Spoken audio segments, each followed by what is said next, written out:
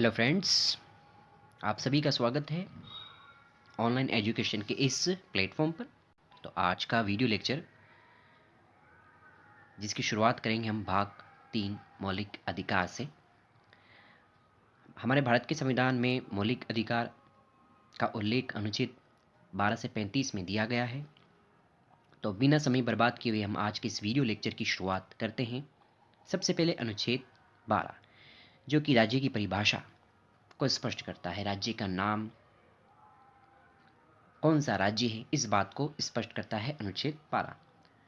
अनुच्छेद 13 मौलिक अधिकारों के साथ असंगत कानून। ऐसे अधिकार जो मौलिक अधिकारों की श्रेणी में नहीं आते हैं उनके साथ भी कोई कानून का प्रावधान भी किया गया है। तो मौलिक अधिकार में सबसे पहला अधिकार है, सबसे पहला राइट है समानता का अधिकार, जिसका उल्लेख अनुच्छेद 14 से लगाकर 18 में किया गया है। तो सबसे पहले अनुच्छेद 14 कानून के समक्ष समानता। हमारे देश में कानून के हिसाब से सभी नागरिकों को समान अधिकार प्राप्त हैं।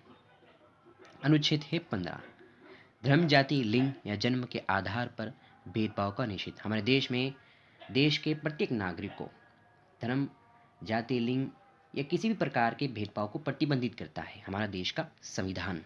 अनुच्छेद 16 सार्वजनिक रोजगारों के मामलों में अवसर की समानता। हमारे देश में जो भी युवा पीढ़ी है, जो शिक्षित युवा पीढ़ी है, उसको हमारे देश की जो सरकारी नौकरियों में अवसर की समानता प्रदान की जाती है।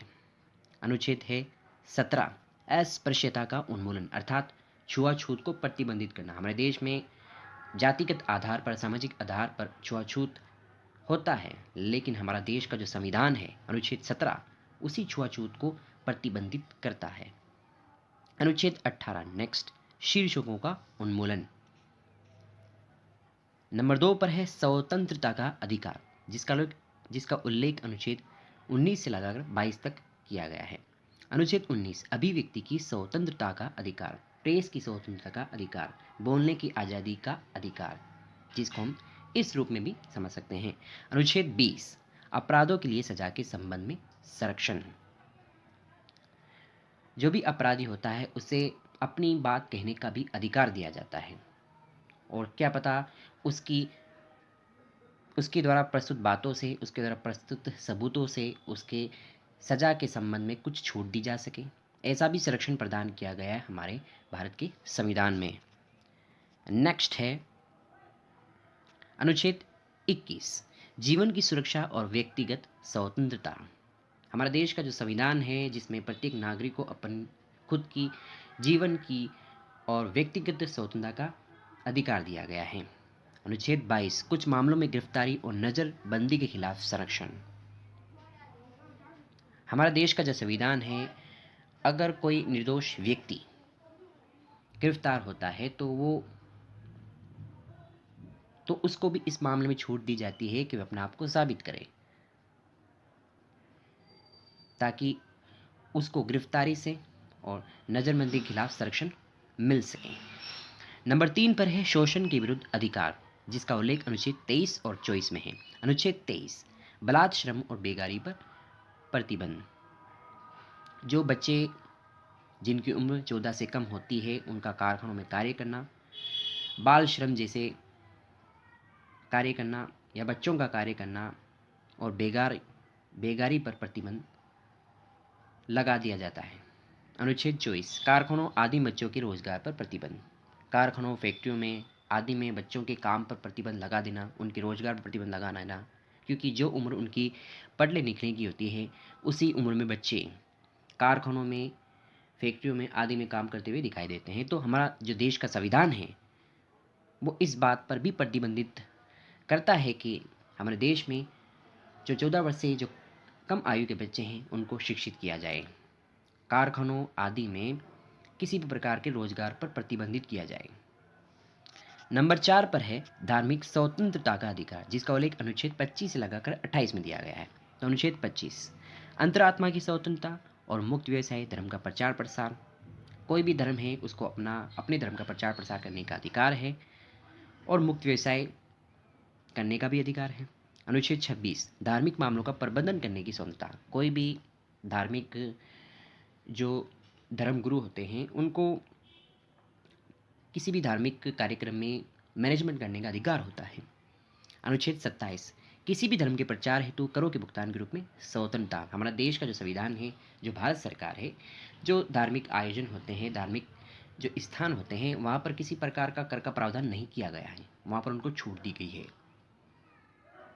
अनुच्छेद 28 कुछ शिक्षण संस्थानों में धार्मिक शिक्षा पूजा में उपस्थिति के रूप में स्वतंत्रता। प्राय देखा जाता है कि प्रत्येक मतलब विद्यालय में या किसी भी धार्मिक स्थल में पूजा की जाती है और सभी व्यक्तियों को अपने हिसाब से अपने धर्म की जो रीति रिवाज होते हैं उसमें शामिल होने का अधिकार है। अब बात करते हैं सांस्कृतिक और शैक्षिक अधिकार, जिसका उल्लेख अनुच्छेद 29 और 30 में है। तो अनुच्छेद 29 जिसमें अल्पसंख्यक के हितों का संरक्षण, जो हमारे देश में जो अल्पसंख्यक हैं उनके हितों का संरक्षण प्रदान करता है अनुच्छेद 29। अनुच्छेद 30 शिक्षण संस्थानों की स्थापना और प्रशासन के लिए अल्पसंख्यकों का अधिकार।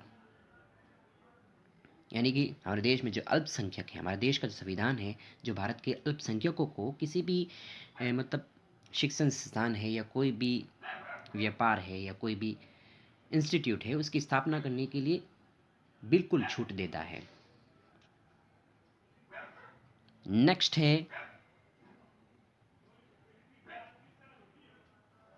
ये थोड़ी मिस्टेक है, सांस्कृतिक और शैक्षिक अधिकार नहीं, ये संवैधानिक उपचारों का अधिकार है।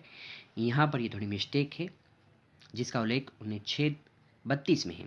तो मौलिक अधिकारों को परिवर्तित कराने हेतु नागरिकों को उच्चतम न्यायालय में समावेदन करने का अधिकार है। इसके अंतर्गत उच्च न्यायालय में निम्न रिट जारी कर सकता है। एक तो बंदी प्रत्यक्षीकरण, दूसरा है परमादेश, तीसरा है उत्प्रेषण, निषेध और अधिकार परीक्षा। हम इन 5 पॉइंटों को बहुत ही कंठस्थ रूप में याद कर लेते हैं। एग्जाम में अनुच्छेद 32 से रिलेटेड ये 5 जो बिंदु हैं बहुत ही कई बार पूछे जाते हैं एग्जाम में। अनुच्छेद 32 तो एग्जाम में बहुत सी बार पूछा जाता है, तो हम इसे एग्जाम के महत्वपूर्ण बिंदु के रूप में याद रख सकते हैं।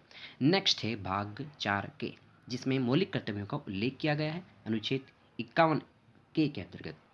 तो इसके अंतर्गत कौन कौन सी महत्वपूर्ण बातें शामिल हैं उसके बारे में हम चर्चा करते हैं। इसके अंतर्गत पहला तो ये है कि 42वें संवैधानिक संशोधन अधिनियम 1976 द्वारा 10 मूल कर्तव्यों को जोड़ा गया। 42वां जो संवैधानिक संशोधन हुआ था 1976 में, उसमें 10 मूल कर्तव्य जोड़े गए थे हमारे भारत के संविधान में। फिर क्या होता है देखते हैं।